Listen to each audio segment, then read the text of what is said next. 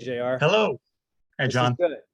This is good. Now we're ready to go. First of all, thanks to you, JR, but more importantly, thanks to everybody who is watching this webinar. It's the latest edition of the McCain Institute's Authors and Insight series. And we're so lucky to have John Raidt join us to talk about his new book. I will hold up a copy of that book, JR. It's right here. It's Politics, Inc.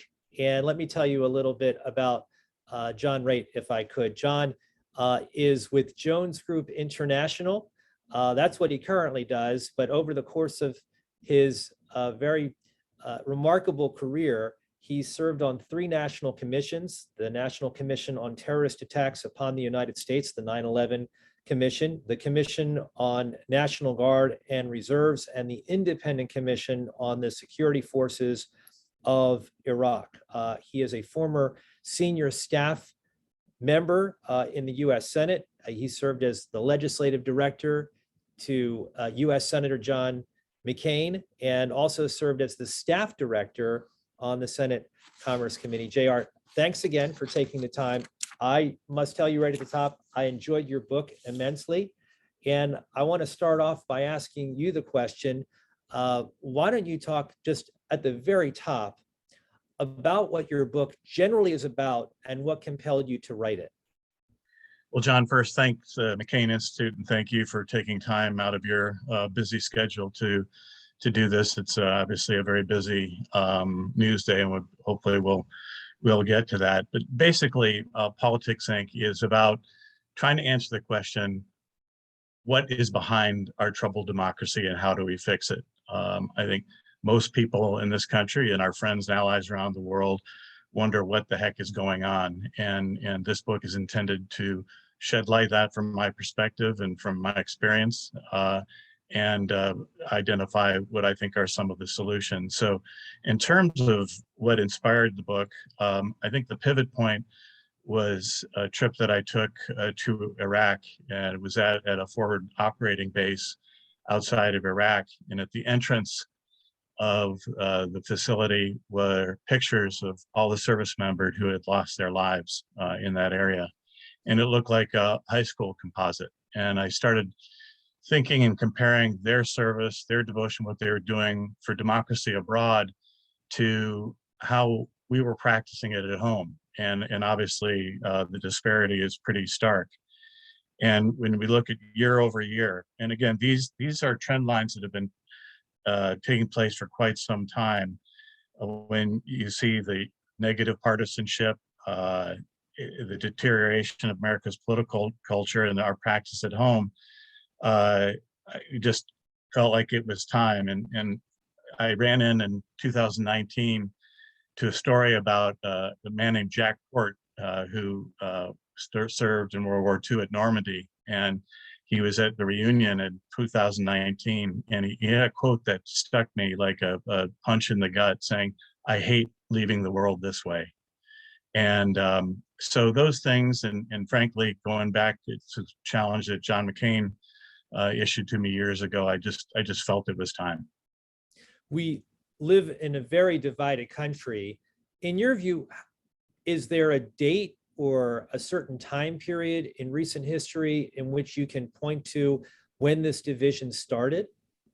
No, I mean, people will point to Watergate, they'll point to the Bork nomination, they'll point to Trump and beyond. And really, this has been accumulating for a long time. When you look at the trend lines in division are just not good. And I've really kind of identified 5 things that I think are most behind this. Is one, the slow marginalization of the rational center, which has always been the construction zone of functional democracy, and that has shrunk. 2 would be the change in political calculus for how to win elections. It used to win elections by out attracting the center. Now it's about out inflaming your base and out demonizing the opposition. I've looked at the ballooning of the industry of politics and the enormous amount of money that washes around. And I think back on Eisenhower's warning about the military industrial complex, and I see a very large poorly incented political industrial complex. And I think worst of all is this conversion of disagreement into hatred. Of course, it's better for fundraising and vote getting, which the parties like, but really destructive to the country. And along with that, I think the steady disappearance of really fundamental disciplines and practices and virtues that are critical to a healthy democracy. And we can talk about what I think some of those are, but those are the trend lines. They're not of recent vintage. I think really what's new is the magnitude and intensity today of these problems that, have always challenged democracy. And I believe they've been accelerated by technology and certain cultural and social dynamics that, again, hopefully we could talk to. But when you look at money and elective politics through the roof, look at problems in media bias, intense, negative partisanship, all-time high and getting higher, and the trafficking of propaganda and falsehood enabled by modern technology, all combined to create these conditions that we've got to reform and correct.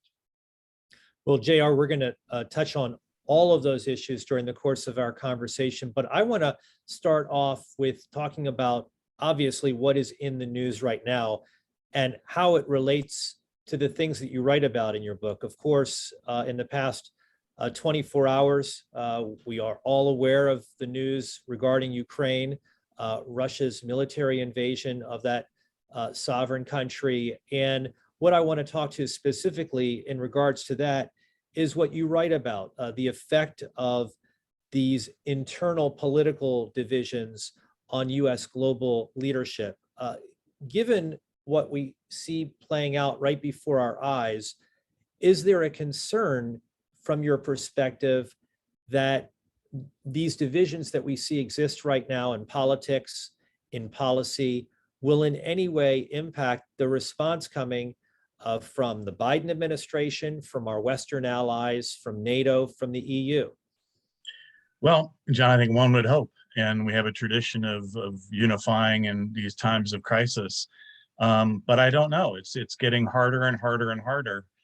And I think it's time we put our arms around the fact that poison political culture is a national security issue. It weakens the country. It creates vulnerabilities exploited by our adversaries, including Putin, who there was in the book describe a meeting or a speech by the chief of the military defense in Russia talking about, quote, hybrid warfare. What they call active measures or controlled chaos, about using freedom to defeat freedom before anyone would have to march a boot across the border as they have Ukraine. So we're making ourselves vulnerable to these, and it's not just Russia. It's a divide and conquer strategy. I think the way we're conducting our politics these days tarnishes the brand. To me, a real canary in the coal mine, you look at the country or the continent of Africa and the role it's going to play in global security in the 21st century. You take somebody, a young leader like Kagame in Rwanda, who said, we're not really looking west anymore, not looking at the United States and democracy, and not looking at NATO for our model. We're looking elsewhere. Well, we know where they're looking. And that is a national security issue of the highest order. And I think we've all seen autocracies making a comeback. Freedom House just reported that the world's undergone the 16th year in a row of decline in democracy. So the stakes really are huge. It's not our internal problems alone. It's really the global cause of freedom, human rights, and maybe the progress of mankind. We see in response to the events in Ukraine, 435 members of Congress, 100 US senators, and each of them has put out a statement in regards to what we see play out in Europe. What's the difference, JR, between having a policy agreement as it relates to foreign policy and undermining foreign policy?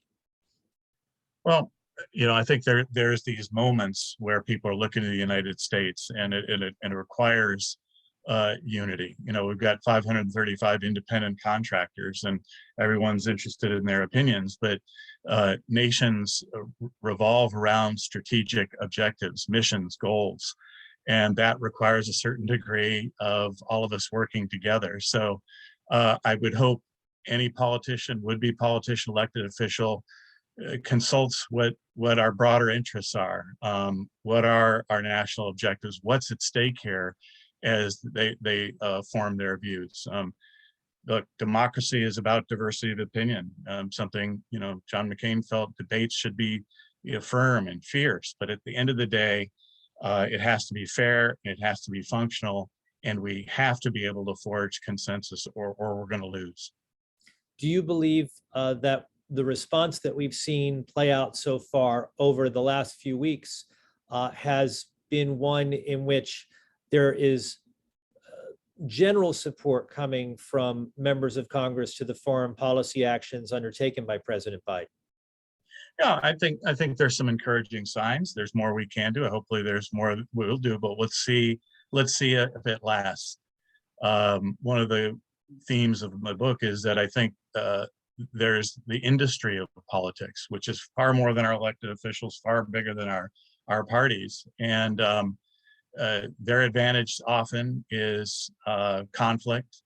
It's creating distinctions, not seeking consensus, and so we'll see what happens. How do the political divisions, in your view, JR, undermine in any way national security? Well, first of all, I think it weakens the country and our ability to make decisions about long-term problems. I mean, this is one of the advantages that autocracies see for themselves. They can set strategic objectives, stick with them, for a long time and get there. And they're counting on us to fall apart from the inside. And incidentally, the founders believed and understood this many, many years ago, saying that internal factions would create the vulnerabilities that foreign adversaries will exploit. So that's why it creates such a national security issue. You write about that in your book, and our first president, George Washington's decision not to seek a third term as president. Maybe you can talk a little bit about that. Yeah, I think maybe gets into the professionalism of politics these days. Look, I'm not a big believer in term limits. I think the idea of democracy is to pick the best choice. But I think their livelihoods and right now, as I said, the calculus for winning elections has changed from inflaming a base and out demonizing the opposition. That's the way you attract the money. The money is how you get elected, and that carries over into governing. And I think that's very unhealthy and does not bode well. That is a nice segue to talking about the congressional dimension, as you put it in your book, JR.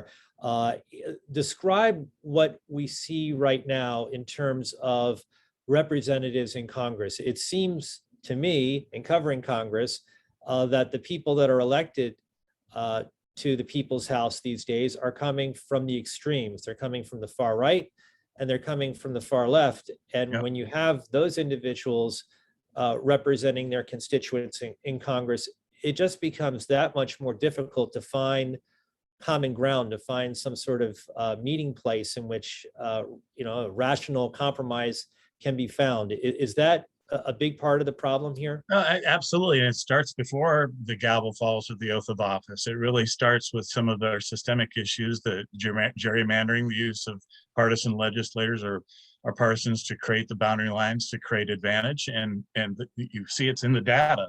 The discrepancy between the party registration in districts is widening. The number of landslide victories widening. There's a thing in the Congress that's growing up called, well, I don't know if it's growing, I hope it is, called the Problem Solvers Caucus. Guess what? When you look at the Problem Solvers Caucus, which is bipartisan, they come from districts that have a much narrower band difference between Republicans and Democrats. What a surprise. So when you have members coming from Congress, when they know all they have to do to get reelected, basically, is to connect with their base and not worry about reaching out to the other side, they come to Congress with that mindset, and it just makes consensus that much harder to achieve. I'm always struck by that name of that caucus, the Problem Solvers Caucus. You'd think that it would number into the hundreds. Who wouldn't want to be a problem solver in coming to Washington, D.C. and work on big issues? Well, that's what all 535 members are supposed to be, is problem solvers, and they address problems as they see it. Like, I'm not saying that the answer to every question lays in between the two parties. I don't. Brave people have to stand up on principle, and sometimes they're in their minority and they have to win over, and thank God that they do.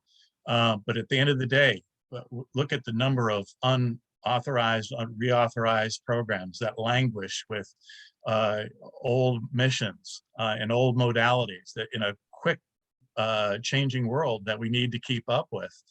Or the fact that it's been 20 years since Congress passed all its budget bills and all the appropriations bills, leaving it to continuing resolutions again, and the impact on agencies, including the Pentagon, is significant. They will tell you.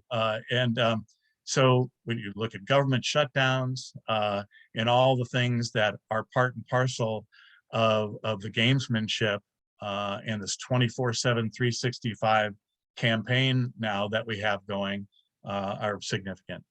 Is the gamesmanship, as you call it, JR, heightened now? Oh, I think so. I mean, again, look at the data. The percentage of negative ads has gone through the roof. I think when Kennedy ran for president, I think it was something like 10 or 15% were negative. And today, I think it's closer up to 70% year after year after year. And again, that feeds in to money in politics. The advent of the super PAC has been, I think, the worst thing to happen in American politics in a generation. And that's generating all this money for negative ads. And by the way, it's a two-way street. The negative ads attract money, and the money pays for negative ads. Have you found, in terms of looking at the makeup of Congress over the course of the past few decades, that this idea that both parties, I don't want to criticize one party or another, but both parties try to promote, and that is they have a big tent that allows for a divergence of opinions. Is that really true when you see in the Democratic Party such criticism of Joe Manchin in terms of the positions that he's taken on a number of legislative issues? And in the Republican Party, you see the reaction to Liz Cheney, to Adam Kinzinger, and the efforts to essentially push them out of the Republican Party. Yeah, no, it's very sad. And when you see members on both sides creating PACs to rid their caucus of moderates, and ask any member of Congress that served over the last 20, 30 years, they will tell you it's stark. The number of moderates there used to be in Congress and today, that's shrinking number. And again, I go back to the simple premise that the middle ground is the construction zone for functional democracy. And so as it shrinks, it shouldn't surprise anybody that that's what's happening. And yeah, parties need to be big tents. Again, I think some people will say, look, we're not really dividing, we're splintering, including the parties. And where I'm very tough on the parties as brands and what they've done, and the fact that they're the central component of what I call in the book Politics Inc.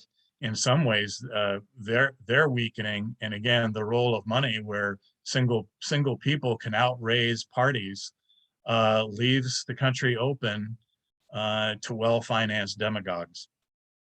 So you've laid out in your book the problems that exist as it relates to Congress, the problems that exist that it relates to money in politics. What are the reforms? What are the reforms that you suggest to get back to a place where we don't see such division, number one, and number two, where we can move forward with policy that benefits our country, where you don't have a situation where every few weeks you're trying to fund the government. You just have a budget that lasts for an entire fiscal year instead of kicking the can down the road for another few weeks. What are the reforms, JR? Well, I really characterize them in 5 ways. First of all, is restore the sensible center. Okay, how do you do that? First of all, is gerrymandering reform. Again, red states are getting redder, blue states are getting bluer. We're sending Congress more members uninterested in compromise, too risky. And again, that has cascading effects. So I think handing over districting to nonpartisan groups or bipartisan groups rather than the state legislatures or the majority of the state legislature is an important idea. And by the way, and I find this interesting actually throughout the book, when you look at these types of problems, when Democrats controlled many of the national state legislatures, Ronald Reagan called gerrymandering a pox on the nation. Now that Republicans are, of course, President Obama called a pox on the nation. That should tell us something. I believe in open primary elections. Again, right now, most people, when they go to the general ballot, the choices are 2 people that were selected mainly by the fringe of that particular party. You got sore loser laws that make sure that moderates who lose can't run on their own. And then lastly, and this might sound strange, because electoral college reform and not what, as you might think, say, well, let's just go to a purely popular vote. I think we ought to prorate electoral votes. No Republican ever has to go to California except to fundraise during a presidential campaign, because all of the electoral votes, a massive number, will go to Democrats. No Democrat really needs to go to Texas except to fundraise. And I think it would have a really strong effect, moderating effect, if members have to go to these states or candidates go to these states and explain themselves to a broader group. I think it'd be a fairer outcome. Second is break the party duopoly, expand ballot access, adopt fusion voting, ranked choice voting, where we get true majorities. I think it should offend everybody that particularly presidents often come in with a plurality and immediately claim they have a mandate, excusing them for have to work for the other side, with the other side. And I don't see much of a mandate in a plurality. It's an election, and you've won it, but we've taken that too far. The next one, I think, is we needed Goldwater Nichols for government. Years ago, we saw the military services operating in stovepipes and unable to achieve the missions the country needed and expected of them. And I think we need the same type of thing for civilian government. And I think we can do that within the context of the separation of powers. What's wrong with joint agenda setting? What's wrong with institutionalizing Republican Democrat leaders meeting at the beginning of a Congress and with the president to set a joint agenda based on our problems, setting out the principles? If we can't agree, we can't agree, but we don't even try. I think we need to reform Congress in many ways, and particularly the committee structure, and organize around problems rather than turf. Turf is great for raising money. Universities and businesses have reorganized how they operate, and Congress is still operating on a 19th and maybe even 18th century model that just isn't keeping up. And above all, we need to get back to regular order. We're disenfranchising duly elected members of Congress from exercising their obligation to represent their citizens when we have, because of this division, leadership bills that get plopped on a member's desk, and as a kind of a take it or leave it measure, they quote invoke cloture, which means no debate or no amendments or limits on them. And I had one senior senator, now retired, say, if you can't represent your citizens that way, what's left but partisanship? So getting back to regular order is critical. Otherwise, we're going to be doing government by executive order, as we've started to do. And then with each election, it's left, right. And I don't see how we can move forward with that type of thing. And fourth would be righting the role of money. I think we need to keep testing Citizen United. And I think eventually the national interest will seep into this. And I would note that, there's many members of Congress that receive more money, more contributions from people who live outside their district or state than within. So if the Supreme Court is saying, as they have, that speech and money are synonymous, did the founders or did the health of our democracy really contemplate that members of Congress or candidates should listen more to people outside their districts or states who can't vote them than those who do? So, looking at ways we can restrict financing to people who can vote for you would be really good. I'm not a constitutional lawyer, but those are the types of approaches we need to adopt and follow some of the states. The great laboratories of democracy are doing ban fundraising while their legislatures are in session. As I say, candidates or members of Congress say 40% of their time is dialing for dollars. Or and 4 or 5 years ago, a member of Congress went on 60 Minutes, said was told the day he took his oath of office that his job now was to raise $18,000 a day. And of course, I'm sure that's more. And then lastly, sorry for what's a long answer, but a national campaign on civics literacy. It's absolutely critical. In democracy, the people get the government they deserve. And I think really improving civil literacy, civic literacy, and good citizenship, and maybe it all begins there.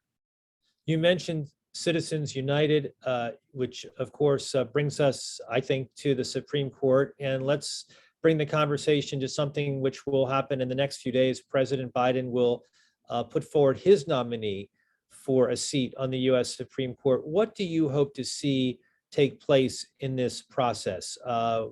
Typically, these are rather grueling affairs for the nominee.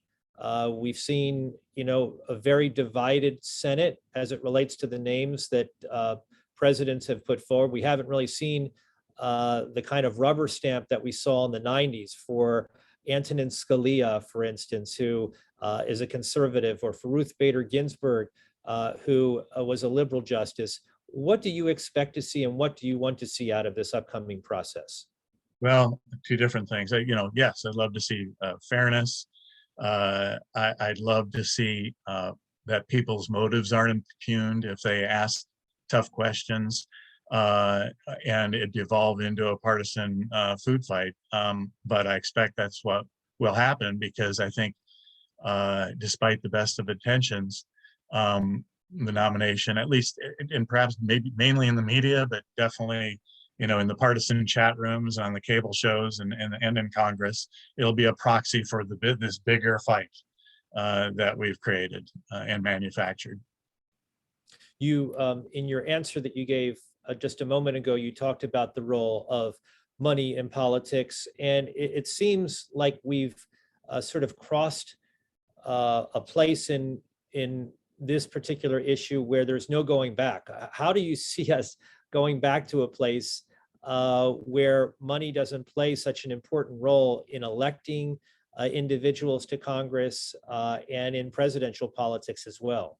Yeah, I mean, we need to get back to the battle of ideas, not the battle of money. And obviously, the legal opinions that permit super PACs and that type of thing, we're going to have to address, even if it's just sheer public willpower that demands it, because it's clearly not good for our democracy.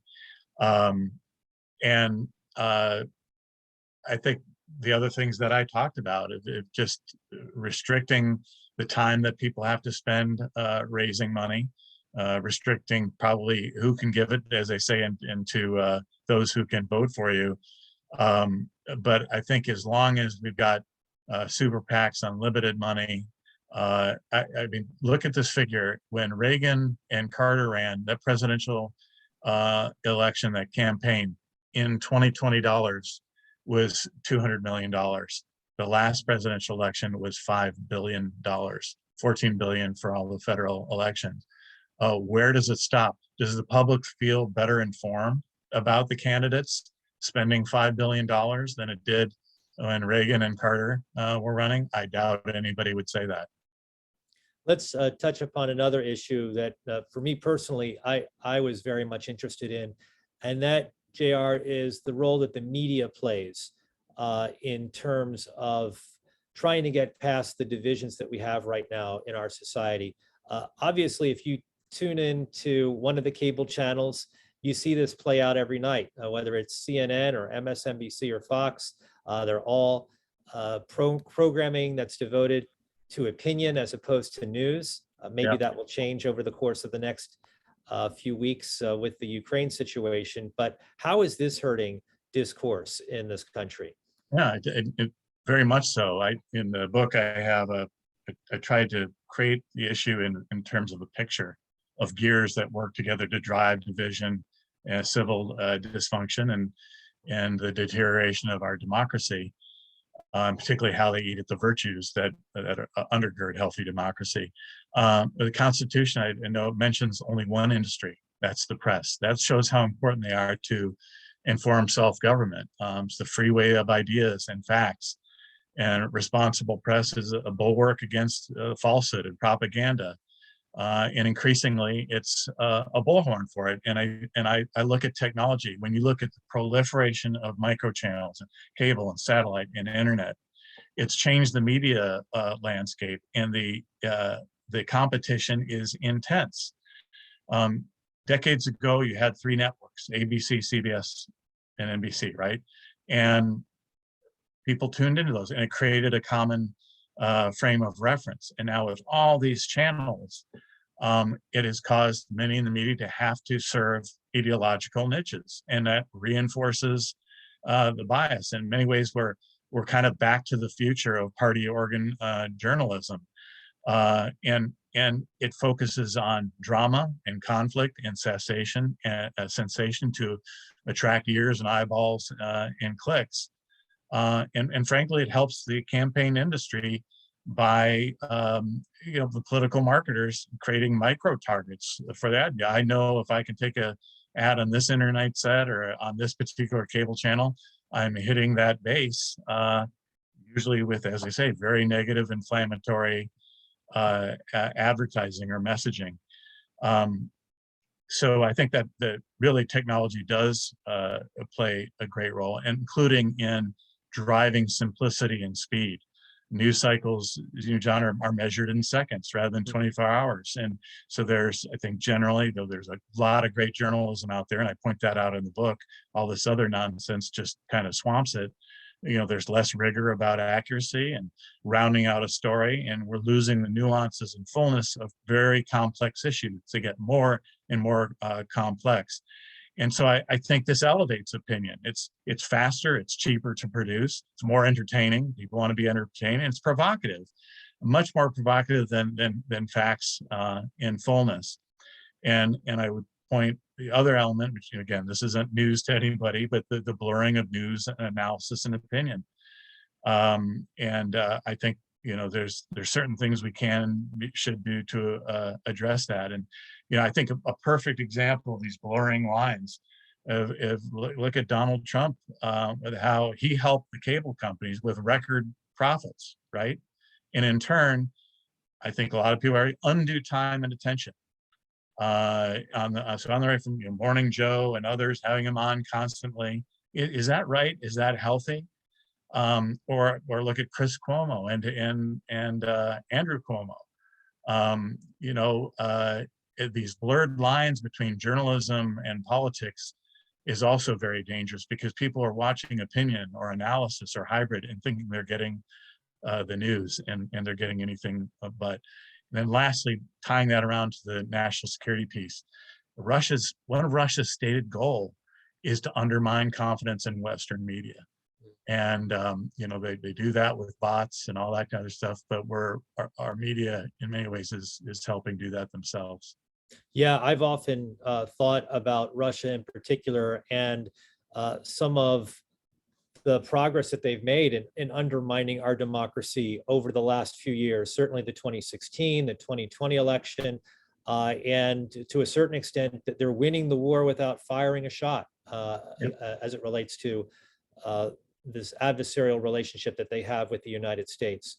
But I was going to say, JR, as it relates to the media, we know about all those problems out there, and you and I have just discussed many of them. What are the solutions? What are the reforms for those problems?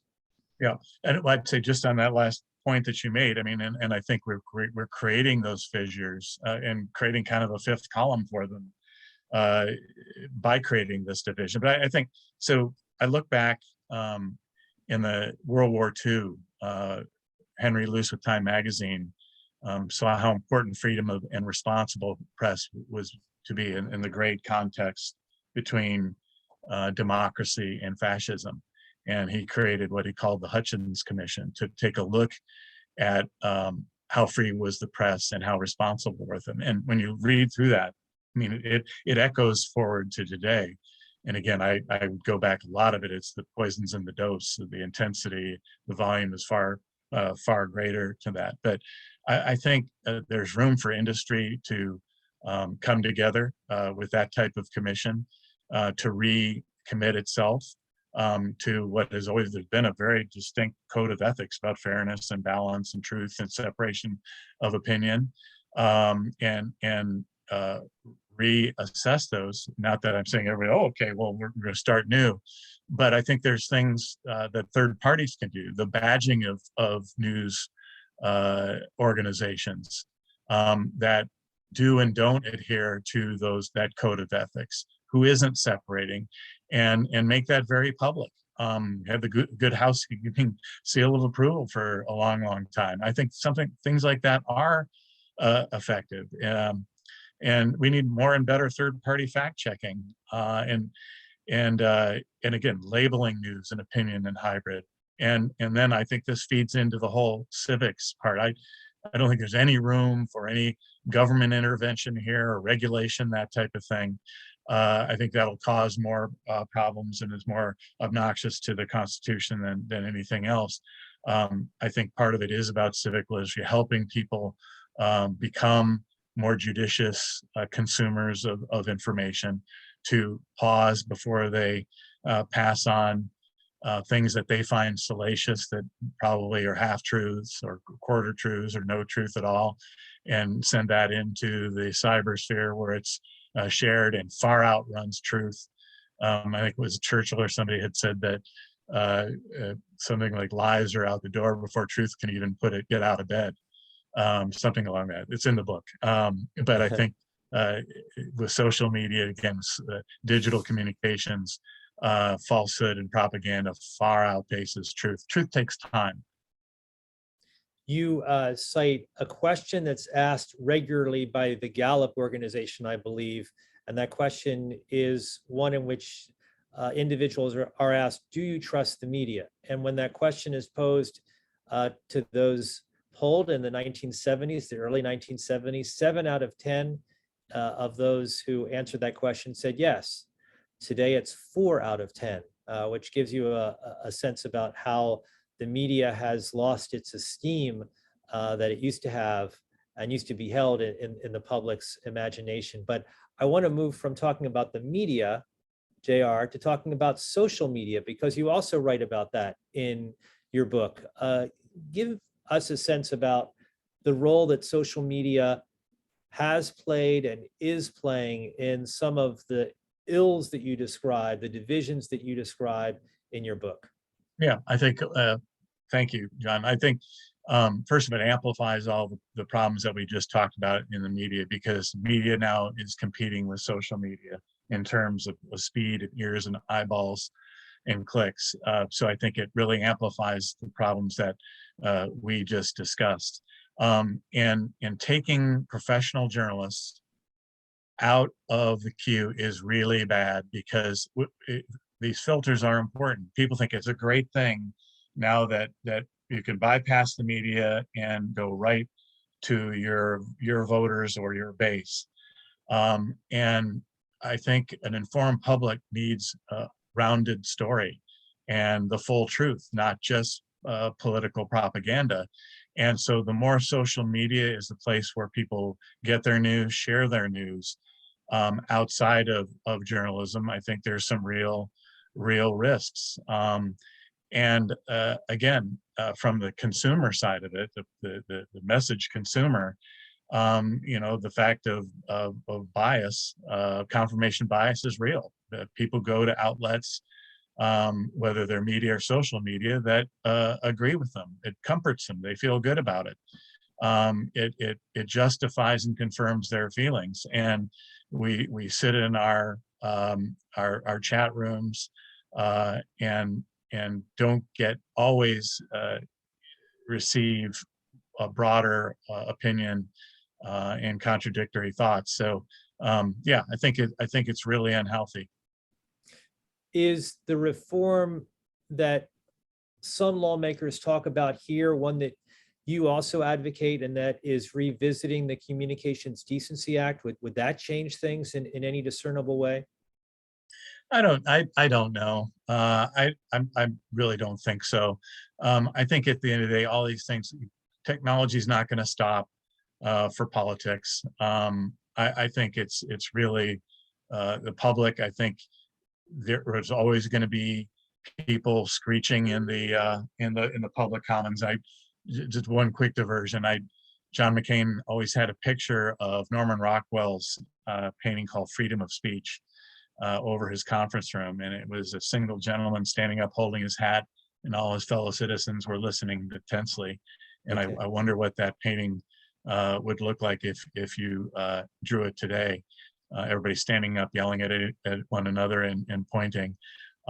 So I'd come back to, I think, civic literacy, educating people about the judicious consumption of information is really going to do more than anything we can do on the legal or regulatory side. We have a Q&A portion associated with this webinar, JR, and one person wrote in as far as a question bringing up the revolving door that exists in the Beltway. And the revolving door can involve many types of individuals. It can involve politicians or lawmakers who become lobbyists. It can involve members of the media who leave their positions, maybe serving as a press secretary to work for a cable news outlet. Does that in any way work into what you're describing as part of these problems? Yeah, I think it's part of it. I mean, there's revolving door legislation that stops people and senior executives and from turning around and lobbying or engaging for commercial reasons their former positions or agencies, those types of things. We should always look at that. But I think when I talk about the casualty of virtues, talking about duty, and I think you pointed one when you see that crosswalking where people who are partisan politicians are all of a sudden news contributors, I think is the word that's often used. And they're not contributing to the news, they're contributing their opinion or their analysis. So yeah, I think distinct lines of authority where journalists used to be journalists and politicians were politicians, it was healthier. Well, let me just weigh in on what you mentioned in regards to those individuals that are described as contributors on cable news outlets. To me, and I think you and I may view this the same way, JR, you have an individual who may write for the New York Times or writes for the Washington Post or the Wall Street Journal.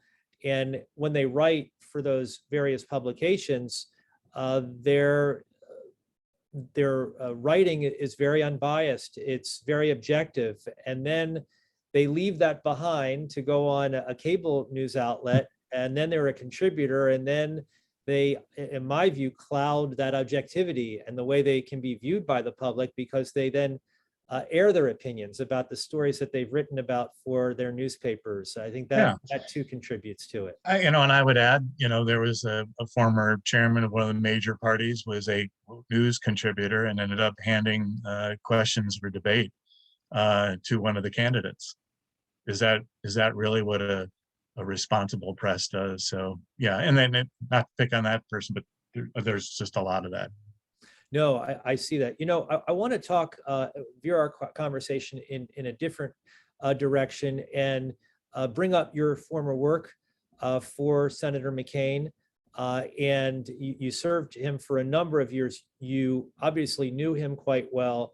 And I know it's so difficult to get into the head of just about anybody, but you knew John McCain perhaps certainly better than most. What do you think he would make of the divisions that we see right now that exists in Congress, that exists in our society? Because they've gotten worse, JR, since he's left us? Yeah, I think heartbroken would be one of the answers that I would have. I heard him many times. We'd be sitting with somebody who was a nominee of the other party, and be talking, and he'd say, "Look, no party has a monopoly on good ideas." And often we saw he was part of, the gangs of. It takes a gang of people, which is true, of from both sides to try to move the ball forward on something that's clearly in the national interest. So the inability to do that, or the reduced ability to do that, be very upsetting to him. And he championed campaign finance reform. So and we know what his views were about Citizens United and the advent of super PACs, and I think he was prescient on where that would take us. But I think the thing that would probably upset him more than anything is when you look at polls of how particularly younger people view democracy. They no longer see, if the polls are to be believed, the merits of democracy as the superior form of government. And of all the things you see, all the trends and data and line charts, that is the scariest. And the further we get away from World War II, obviously he was the child of an admiral and grandchild of admirals from World War II. The further we get from World War II, the further we get from the Cold War and the lessons of that, I think the worse that could possibly be. And that's not going to head anywhere good, because we'll have to probably relearn those lessons. And I think he'd be upset that our partisan infighting is making us lose sight of our shared values.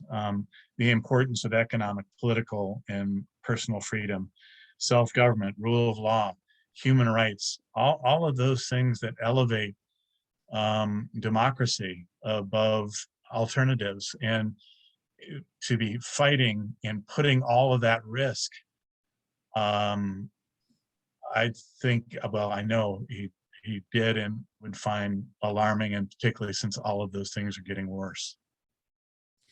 For those who might say, in terms of your book, JR, that what you are suggesting in terms of the reforms that you put forward, the civic literacy that you suggest that would make our society a better place, all of this is pie in the sky. We're past the point of trying to find common ground, trying to find a place where we can move legislation forward without the kind of heartache that we kind of see take place, even for something like the infrastructure bill, which did have support from both political parties.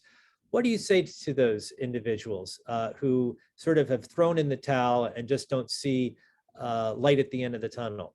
Yeah, what's the alternative? I just, again, believe when we focus on our shared values and principles that are the glue, that we can turn things around. America's always had a capacity for correcting itself, and hopefully it's extremes. So yeah, any great mission is viewed as pie in the sky, not going to happen. And there's some people that say, well, let's focus on just trying to control or deter political violence. I think we can do a lot better than that. We're not going to agree on everything. We shouldn't agree on everything. But again, we need our government, our democracy to be functional, or it's going to wither. And with it goes things that are far greater than our short-term squabbles. If you had an opportunity to be in a room with the leaders of Congress, with McConnell and Schumer and Pelosi and McCarthy, what would you suggest to them, if they're going to take your advice, JR? What would you suggest to them to make the legislative process one in which Americans can have more confidence in it? Yeah, get back to regular order, which it's not a partisan thing one way or the other. Got to do it. There's ways they can do that. Institutionalize cooperation in terms of meetings, setting joint agendas. What are the shared principles for what they're going to do?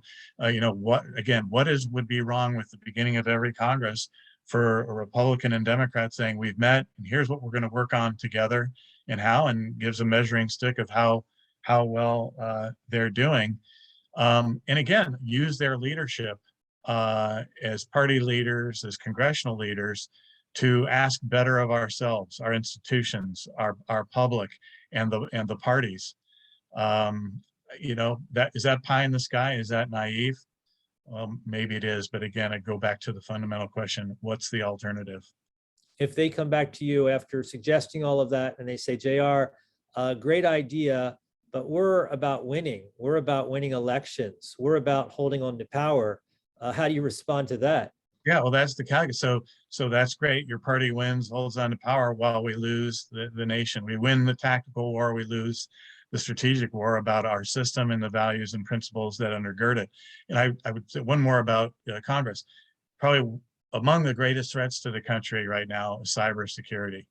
And in fact, years ago, I think when John McCain was taking over the Armed Services Committee, we talked about cybersecurity and the fact that it cuts across so many different committees, that rather than trying to deal with things in their stovepipe, we should have a committee of committees of the chairman of each of the big committees to rally around that problem. How are we going to address cyber security?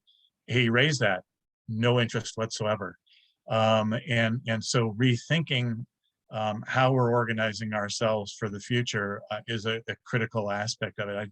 I think the Solarium Commission reported after all the talk and the tons of ink that have been spread and the electrons that have flied across cyber world about cybersecurity, we still have no really true comprehensive strategy, something that we need to do. So that would be it.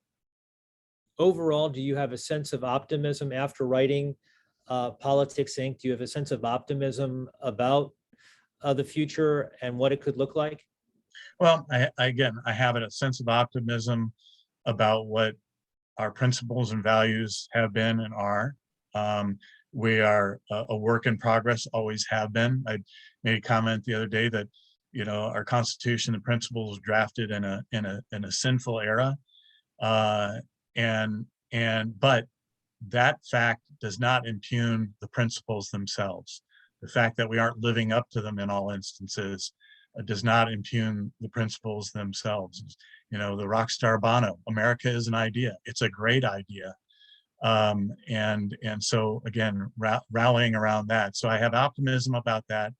I have optimism that this country has a tradition of rising to the occasion and getting where it needs to be and to go. And so, yes, but we have serious business ahead of us if we're going to do that. John Raidt, really interesting discussion, and it's a thoroughly enjoyable book as well. I suggest people go out and get Politics Inc. Here it is, John. I'm showing it to the folks watching the webinar. And the thing that I like about it is that it's really thoughtful. If you are expecting blame to be thrown on one party or another, you're not going to read that in this book. Where if you're expecting an anti-Trump book, that's not what this book is about. It's very thoughtful, and you've done an excellent job, not only in talking about the problems that exist in politics and our divided society, but also some really good solutions as well. So thank you so much, John. And I also want to thank the McCain Institute for really promoting this book and your work. It's really a useful thing, I think, for everybody to take a read. And I appreciate your time, John. Well, John, thank you. I thank the McCain Institute, and onward and upward. Thank you.